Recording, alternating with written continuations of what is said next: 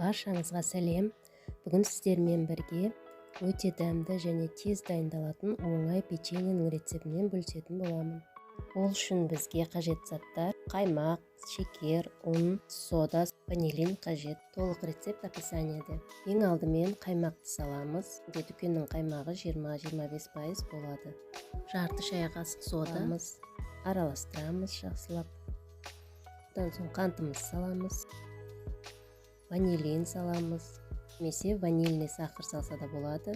Жақсылап араластырамыз. Ұнымызды електен өткізіп саламыз. Мендегі ұн бірінші сорт ұн 450 грамм. Одан соң жақсылап араластырамыз. Қолымызбен жақсылап қамыр илейміз. Жұмсақ қамыр болу керек. Айтпақшы, менің каналыма тіркелуді ұмытпаңыздар, видеоға лайк басыңыздар, комментарий қалдырыңыздар. Қамырымызды алып, кішкене ұн сеуіп жаямыз.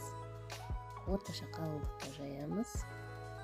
Қамырымызды жайдық. Енді кесеміз. Сондай пышақпен кестім. Сендер қалаған формаңызда, егер печеньенің формасы болса, сонымен кессеңіздер болады. Өздеріңіздің қалауларыңыз бойынша қалаған формада жасауға болады. Өздеріңіздің қалауларыңыз бойынша. Рецепті өте оңай. Асыққан кезіңізде шайға тез-тез дайындауға өте жақсы печенье. Табамызды майлап, немесе пергамент төсеп, печеньелерімізді қоямыз. Үстіне бір жұмыртқаның сарысына бір ас қасық сүт қосып, араластырып, соны бетіне жағамыз. Одан соң шекер сеуеміз үстіне. Пешімізді алдын ала 180 градусқа қыздырып қоямыз.